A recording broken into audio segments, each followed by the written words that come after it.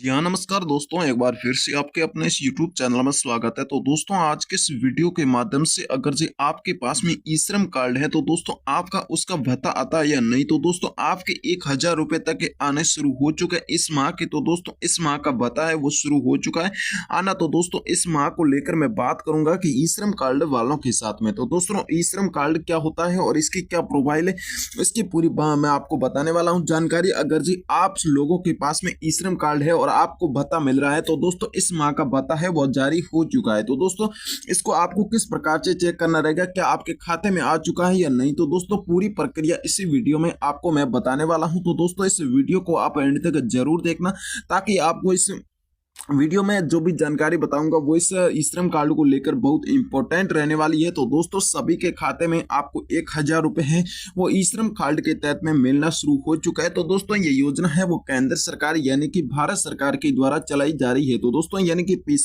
PM ई श्रम card योजना है जिसके तहत में पर मंथ आपको 1000 रुपये तक की योजना की सहायता मिल रही है। और आपको किस प्रकार से ये पैसे आपको चेक करने रहते हैं, तो दोस्तों इसमें क्या जो आपको जानकारी है उसकी पूरी जो मिली जानकारी है उसके तहत में आपको मैं बताने वाला हूं। तो दोस्तों अगर जो आपके पास में ई श्रम कार्ड है या नहीं, तो दोस्तों ई श्रम कार्ड के तहत में आपको 1000 रुपये तक की जो मतलब एक साल में 12,000 रुपये तक की घोषणा की हुई है। तो दोस्तों इसका पैसा है वो आपके खाते में पर मंथ मिलता रहता है। तो दोस्तों इसके साथ में आज के इस वीडियो में यही बताने वाला हूं कि इस महीने में आपके मतलब आया है या नहीं, तो दोस्तों उसको आपके खाते में पहुंच पाया या नहीं, तो दोस्तों इसकी जो ई श्रम कार्ड में जमा हुआ है नहीं, तो दोस्तों इसकी पूरी प्रक्रिया इसी वीडियो में मैं आपको बताने वाला हूं। और इसके साथ साथ में आपको कई सारी ऐसी इंफॉर्मेशन बताऊंगा जिसके तहत में अगर जो आपके पास में ई श्रम कार्ड नहीं है तो दोस्तों ई श्रम कार्ड जल्दी बनाकर उस फॉर्म को अप्लाई करना होगा और जिसके तहत में आपको अभी से मिलना शुरू हो जाएगा। तो दोस्तों बेसिकली तौर पर मैं बात करूंगा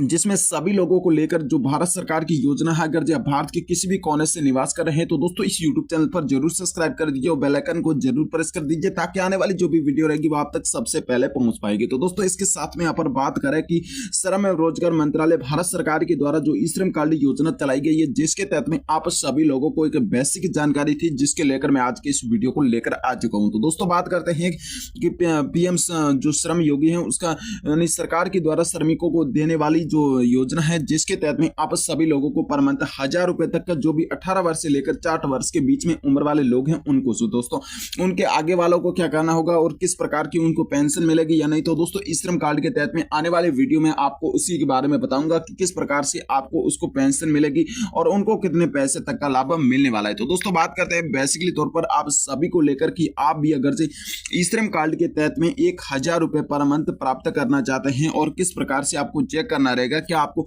उसमें ई श्रम कार्ड के तहत में कौन सा अकाउंट जोड़ा हुआ है, तो किस प्रकार से आपको चेक करना रहेगा। तो दोस्तों अपन चलते हैं और इस वीडियो को पूरा स्टार्ट कर देते हैं और पूरी प्रक्रिया को देख लेते हैं। तो दोस्तों बात करते हैं इसके साथ में कि ई श्रम कार्ड योजना के तहत में मतलब यानी कि ई श्रम कार्ड भत्ता 2024 के द्वारा जो संगठित मजदूर हैं उनके क्षेत्र को लेकर। तो दोस्तों मैं बात करूं कि केंद्र सरकार के द्वारा असंगठित क्षेत्र के श्रमिकों के लिए ई श्रम कार्ड की मतलब ई श्रम कार्ड की भत्ता योजना को शुरू कर दिया गया है। तो दोस्तों इस योजना के तहत में गरीब एवं आर्थिक रूप से कमजोर नागरिकों को उन्हें रोजगार नहीं मिल पा रहा है तो दोस्तों उन्हें प्रति महीने 1000 रुपये तक का जो भत्ता है वो प्रदान किया जा रहा है। तो दोस्तों मैं बात करूं आर्थिक रूप से जो भी गरीब मजदूर हैं उनको लेकर गवर्नमेंट सरकार की द्वारा पर मंथ 1000 रुपये तक की जो घोषणा की हुई है उनके तहत में आप सभी मजदूरों को सभी बेरोजगारों को इसका लाभ दिया जाता है। यानी कि बात करें श्रमिकों को एवं मजदूरों के हित में शुरू की गई ये एक पहल है और इस कार्यक्रम को केंद्र सरकार और राज्य सरकार के द्वारा मिलकर किया जाता है। जो दोस्तों आप किस राज्य से निवास कर रहे हैं ये वीडियो में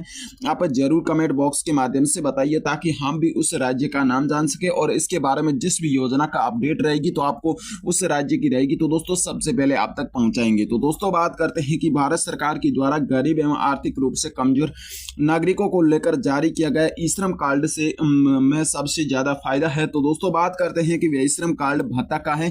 तो दोस्तों सरकार के द्वारा ई श्रम कार्ड धारक को 1000 रुपये तक का भत्ता मासिक यानी भत्ता प्रदान किया जाएगा। तो दोस्तों यदि आप भी ई श्रम मतलब इस ई श्रम कार्ड योजना के अंतर्गत प्रति महीने लाभ प्राप्त करना चाहते हैं तो दोस्तों पहले ई श्रम कार्ड के लेकर आवेदन करना अनिवार्य रहेगा। तो दोस्तों अगर जो आपने भी आवेदन कर रखा है और ई श्रम कार्ड का पैसा को चेक करना चाहते हैं तो दोस्तों इस वीडियो के एंड तक जरूर बने रहेंगे। और इसके साथ साथ में अगर जो आपके ई श्रम कार्ड को लेकर कोई भी अगर जो डाउट है तो दोस्तों इस वीडियो में आपको सभी डाउट को क्लियर किया जाएगा। तो दोस्तों बात करते हैं कि क्योंकि केवल ई श्रम कार्ड धारकों को ही ये मासिक भत्ता वितरित किया जाता है। अगर जो आपके पास में अपने घरेलू जैसे कि आप मान सकते हैं कोई भी आपके मतलब ई श्रम कार्ड हो सकता है, जैसे कि ई श्रम कार्ड आपने अगर जो बनवाया है ई मित्र के जरिए या आपने किसी भी सरकारी कार्यालय में जाकर अगर जो बनवाया है ई श्रम कार्ड तो दोस्तों आपके पास में ई श्रम तो होगा। तो ई श्रम कार्ड के तहत में कई सारे लाभ फायदे हैं। तो दोस्तों अगले वीडियो में मैं आपको उनके फायदों के बारे में बताने वाला हूं कि ई श्रम कार्ड योजना के तहत में आपको कितनी सारा बेनिफिट मिलता है और कितने सारा फायदा मिलता है पर मंथ। तो दोस्तों बात करते हैं इसके बारे में पूरी अपडेट को लेकर। तो दोस्तों सबसे पहले बात करें कि ई श्रम कार्ड भत्ता है क्या। तो दोस्तों इसके बारे में अपने को जानना बहुत जरूरी रहता है क्योंकि आप सभी लोगों को पता नहीं होता है। तो दोस्तों बात करते हैं कि ई श्रम कार्ड भत्ता असंगठित क्षेत्र में जो भी कार्य करने वाले मजदूर हैं, जैसे कोई भी मजदूर हो सकता है, किसान हो सकता है, और इसमें मजदूर होते हैं वो मजदूर क्या करते हैं उनकी मजदूरी को लेकर मतलब उनको मजदूरी को लेकर कम मजदूर होते हैं तो दोस्तों गवर्नमेंट सरकार के द्वारा पर मंथ 1000 रुपए तक का उनको सहायता प्रदान की जाती है। तो दोस्तों एक शुरू की गई एक पहल है और इस योजना में ई श्रम कार्ड धारकों को प्रति महीने 1000 रुपए तक का भत्ता भी प्रदान किया जाता है। तो दोस्तों जिन नागरिकों को रोजगार नहीं मिल पाता है तो दोस्तों उन नागरिकों को लेकर मासिक भत्ते के रूप में आर्थिक सहायता है वो प्रदान की जाती है। तो दोस्तों बात करते हैं कि इस योजना के अंतर्गत जो राशि प्रदान की जाएगी वह हितग्राहियों के बैंक खाते में डीबीटी के माध्यम से आपको स्थानांतरित दी जाएगी। तो दोस्तों ये इस योजना के माध्यम से अन्य सरकारी योजना एवं बीमा योजना का लाभ भी प्रदान किया जाता है। अगर से आप इसके बारे में पूरा पता नहीं है तो दोस्तों आने वाले वीडियो को देखिए ताकि आपको उसके बारे में पूरी जानकारी मिलने वाली है। तो दोस्तों बात करें कि ई श्रम कार्ड भत्ता की लाभ क्या होने वाला है। तो दोस्तों ई श्रम कार्ड भत्ते का क्या लाभ आपको मिलता रहेगा और ये भत्ते का लाभ आपके पास में क्या हो सकता है और कितना बेनिफिट आपको मिलता है। तो दोस्तों बात करते हैं उसके बारे में कि ई श्रम कार्ड इस योजना के अंतर्गत अभी तक लाखों नागरिकों के द्वारा लाभ प्राप्त हो चुका है और प्रति महीने लाखों लाभार्थियों को इस योजना के तहत में मासिक भत्ता है वो प्रदान कर रहा है। तो दोस्तों सरकार के द्वारा शुरू की गई श्रमिकों के प्रति ये कल्याणकारी योजना है जिसके तहत में जो विभिन्न प्रकार के लाभ प्रदान किए जाते हैं। तो दोस्तों बात करते हैं कि ई श्रम कार्ड धारकों की मासिक भत्ते प्रदान किया जाता है और इसके साथ साथ में ई श्रम कार्ड के माध्यम से प्रति महीने आपको 1000 रुपए तक का प्रदान किया जाता है और वही 2 लाख रुपए तक का प्रति वर्ष आपको स्वास्थ्य बीमा भी प्रदान किया जाता है। ऐसी अगर से आपके मतलब एक साल में अगर से कोई भी बीमार हो जाता है तो आप सरकारी हॉस्पिटल में जाते हैं तो दोस्तों गवर्नमेंट हॉस्पिटल में जाते हैं तो दोस्तों उसके तहत में ई श्रम कार्ड के तहत में 2 लाख रुपए तक की आपको निःशुल्क दवाई दी जाएगी ई श्रम कार्ड के तहत में। तो दोस्तों ई श्रम कार्ड तहत की जो आयु सीमा है वो 60 वर्ष से अधिक और उनको 3000 रुपए तक प्रदान किया जाता है। अगर से आपकी आयु 60 वर्ष से अधिक है और आप मतलब उसके रूप में आपको पेंशन के रूप में दिया जाता है 300 रुपए। तो दोस्तों बात करते हैं कि सरकार के द्वारा इस मासिक भत्ते को प्राप्त करके गरीब अपना है वो पालन पोषण कर सकते हैं। तो दोस्तों असंगठित क्षेत्र में कार्यरत जो भी नागरिक हैं आत्मनिर्भर एवं सुसंयुक्त बन सकते हैं। तो दोस्तों इसके बारे में बात करें तो दोस्तों इसमें जो असंगठित क्षेत्र में जैसे कि मजदूर हैं वो अपना आत्मनिर्भर बन सके, जैसे कि कभी बीमार हो जाता है तो दोस्तों ई श्रम के तहत में उनका मजदूरी गुजारा चल सकता है या कोई अन्य अगर जरूरी काम हो तो दोस्तों उसके तहत में आपको अच्छी तरीके से उनका मतलब पालन पोषण हो सके और अच्छे उनके बच्चों का देखभाल मापदंड जैसे सरकार के द्वारा किया जा रहा है। तो दोस्तों बात करते हैं आगे की जिसमें आपको सरकार के द्वारा ई श्रम कार्ड भत्ते का मापदंड पात्रता क्या रहने वाली है, क्या आपको पात्रता आपके पास में होनी चाहिए ताकि आप बेसिकली तौर पर इस योजना का पूरा फायदा ले सकेंगे। तो दोस्तों बात करते हैं कि इसके बारे में सरकार के द्वारा इस योजना के तहत में लाभ प्राप्त करने को लेकर सभी उम्मीदवारों को पात्रता एवं मापदंड को पूर्ण करना रहेगा और इस योजना के तहत में निर्धारित की गई पात्रता निम्नलिखित रहने वाली है। तो दोस्तों बात करते हैं कि यह भत्ता मुख्य रूप से असंगठित क्षेत्र में जो भी मजदूर हैं उनको दिया जाता है। तो दोस्तों इस भत्ते को प्राप्त करने वाले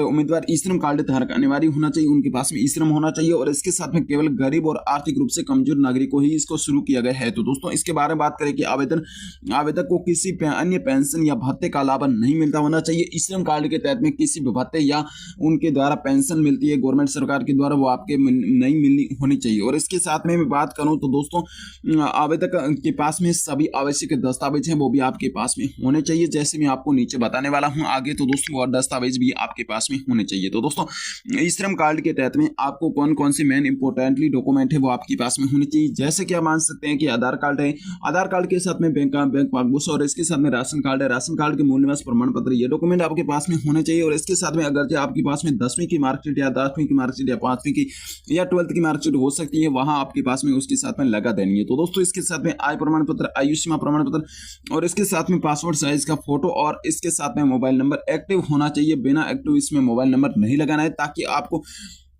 SMS है कोई सूचना मिलती है ई श्रम के तहत में तो दोस्तों उसका फायदा आपको भी मिल सकेगा। तो दोस्तों मैं बात करूं कि ई श्रम कार्ड में आपको किस प्रकार से आवेदन करना रहेगा और किस प्रकार से इसकी चेक करनी रहेगी लिस्ट, यानी आपका अगर जो इस महीने का भत्ता चेक करना चाहते हैं तो दोस्तों किस प्रकार से चेक करना रहता है। तो दोस्तों इसके ऑफिशियल वेबसाइट पर जाना रहेगा, e-श्रम पर जाना रहेगा। और इस पर जाने के बाद में आप अगर जो चेक करना चाहते हैं तो दोस्तों इसके साथ में आपको ई श्रम की ऑफिशियल वेबसाइट पर जाना रहेगा। उसके बाद में आपको पेमेंट का ऑप्शन मिल जाएगा। दोस्तों पेमेंट का ऑप्शन लगाने के बाद में आपका ई श्रम कार्ड का नंबर देना मांगा जाएगा और उसके साथ में आपने जो मोबाइल नंबर लॉगिन है उस पर आप जब भी आप ओटीपी पर क्लिक करते हैं तो दोस्तों कोई एक ओटीपी आएगा, यानी कि कोड आएगा, जिस पर आप जाकर अपना ई श्रम कार्ड का पेमेंट पूरा चेक कर सकते हैं, कितनी महीने की आपके बैंक अकाउंट में मतलब किस्तें जमा हो चुकी है, कितनी नहीं जमा हो चुकी है, पूरी प्रक्रिया आपको बता दी जाएगी। अगर जो आप ई श्रम कार्ड नया बनाना चाहते हैं तो दोस्तों यदि आप ई श्रम कार्ड भत्ता प्राप्त करना चाहते हैं और इस तरह ई श्रम कार्ड को लेकर आवेदन करना चाहते हैं, क्योंकि केवल ई श्रम कार्ड धारकों को इस भत्ते का लाभ प्रदान किया जाता है और एक बार जब आप ई श्रम कार्ड धारक बन जाते हैं तो दोस्तों आसानी से आप इस भत्ते का बैंक अकाउंट में पूरा का पूरा लाभ प्राप्त कर सकते हैं। तो दोस्तों बात करते हैं सबसे पहले कि इसकी ऑफिशियल वेबसाइट पर जाना रहेगा आपको सबसे पहले तो, और इसके बाद में जाने के बाद में ई श्रम पंजीकृत पर आपको क्लिक कर देना है। तो दोस्तों ई श्रम पंजीकृत पर जब आप क्लिक करते हैं तो दोस्तों इसका ऑप्शन पूरा क्लिक होने के बाद में उसका नया पेज खुल जाएगा और इसके बाद में सेंड ओटीपी पर क्लिक कर देना है। सेंड ओटीपी पर दर्ज कर देना है। दर्ज करने के बाद में वो सत्यापित कर देना है। सत्यापित करने के बाद में उसके पश्चात में ई श्रम आवेदन करने को लेकर विकल्प पर क्लिक कर देना है। उसके बाद में एक फॉर्म खुल जाएगा जिसमें आपको सभी जानकारी भर देनी है और इसके पश्चात में आवश्यक दस्तावेजों को स्कैन कर देना है जो आपको मैंने पहले बता दिए गए हैं और अंत में आपको सम्मिलित करके इसको मतलब पूरा प्रोफाइल आपको क्लियर कर लेना है। अगर जो मोबाइल से करते हैं तो इस प्रकार से, अगर जो मित्र के या जरिए कोई कार्यालय में जाकर करवाते हैं वो अपने आप कर देता है। तो दोस्तों आज के इस वीडियो में इतना ही। जय हिंद, वंदे मातरम दोस्तों।